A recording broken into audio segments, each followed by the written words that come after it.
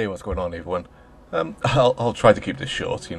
It's a topic that loads of people have talked about, but as always, I'll try and put my own spin on it and give my own thoughts as to the way I've felt for years. But many times people laugh at me and my love for gaming. It's when something truly captures your heart, it can become an integral part of your life, to the point where many facets of this love can, change even your daily moods, which ultimately, affects your everyday life.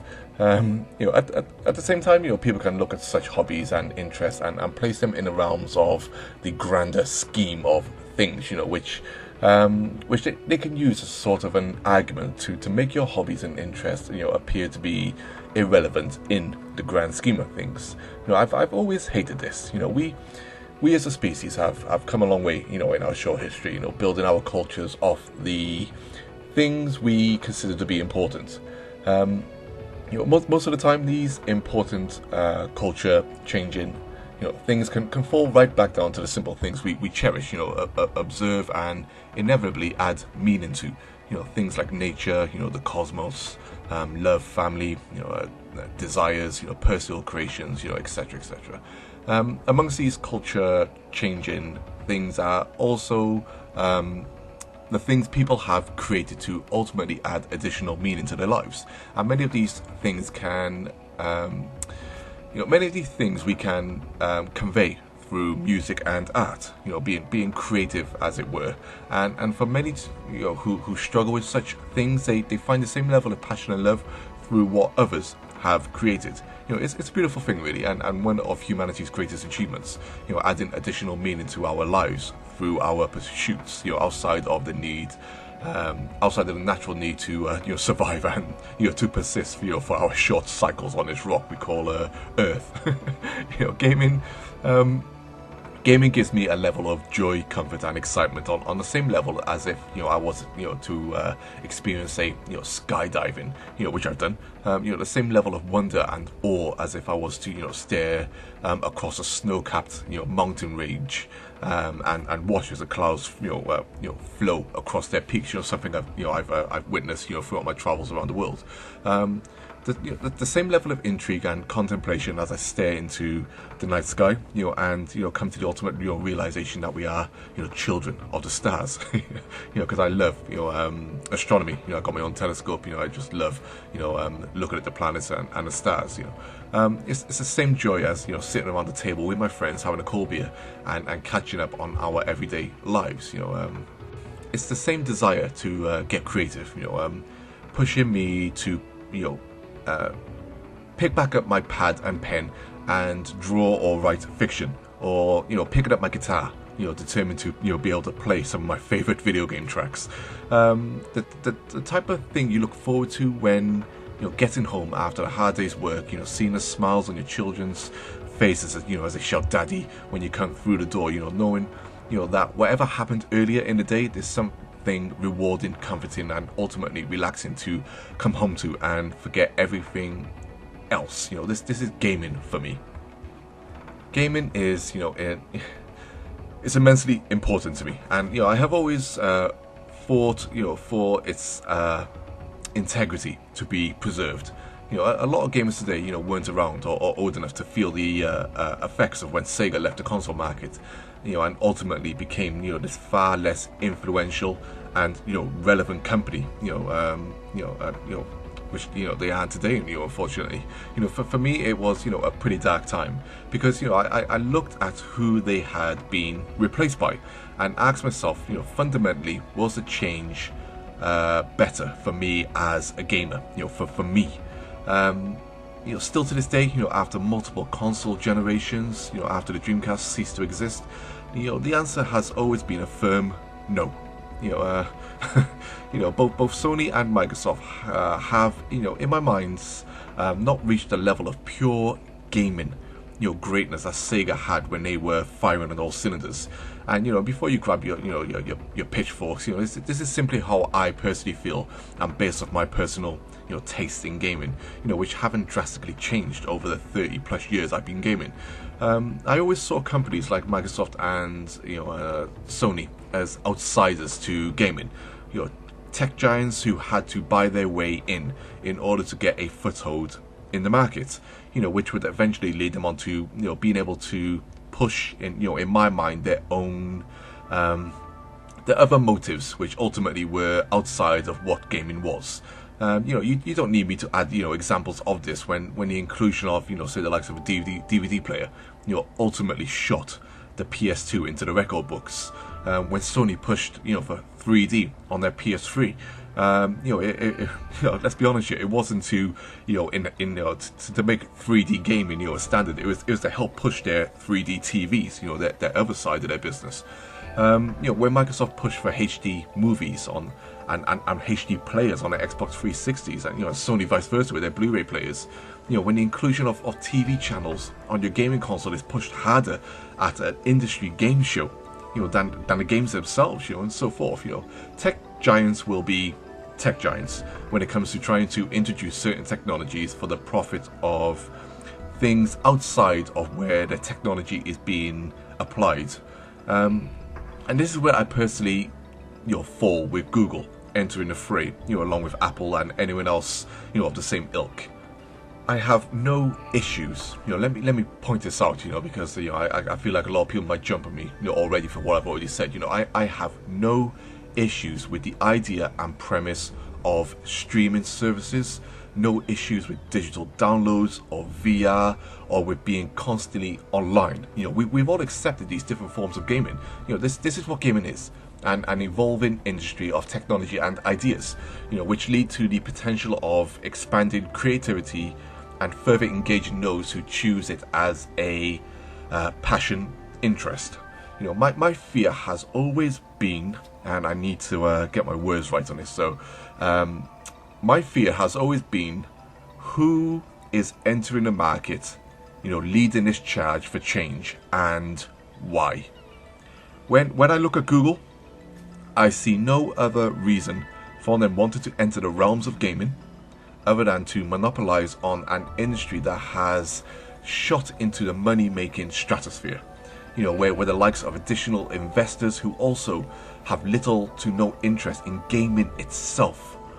Gaming, this is what I need to try to stress, gaming, itself for what it is, where they have no interest in gaming itself, these investors can earn obscene amounts of money and ultimately push the industry down a path that greatly benefits them instead of the consumer, the purist, and overall the integrity of the gaming industry itself and what gaming is on a fundamental level.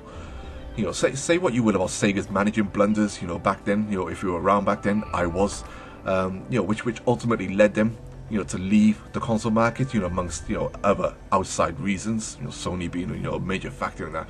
But Sega were a games company, through and through, whose bread and butter was video games, with nothing else to fall back on or prop themselves up on. They were gaming. To make great video games is what they strive for. Whether they achieved it or not, it's what they strived for the simple love and passion of wanting to make great video games, whether you feel they did or not. Like I said, the likes of Sega and Nintendo, for me, always strive to maintain the integrity of what video games are, with them being console manufacturers, of course, and still to this day, it is for me agonizing to see Sega as they are today compared to as they were before. But the funny thing is, I still pray to Crom, I still have my fingers crossed, every single time Sega mention one of their old IPs, coming back. I pray that it turns out to be great. People once again, jumped on me about Streets of Rage 4. It's not me hating on Streets of Rage 4, I'm glad it's come back. It's just always how the pedestal I had that series on. That's all it was, and to see it come back more the same, is great, of course. But for me, I always had it higher and just wanted more. And like I said, that's absolutely fine to want that. Like I said, I always still hope that Sega games turn out great. I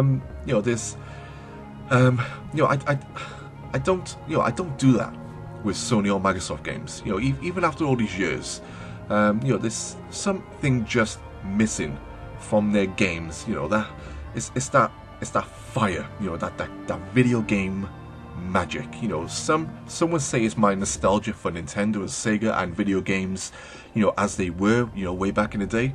But you have to remember, even when Sony first came on the scene, I was there, in my late teens, mid late teens, and that video game magic, for me, back then was stronger than ever. I could appreciate everything and still feel that, that childlike magic and excitement from video games. That was my golden era.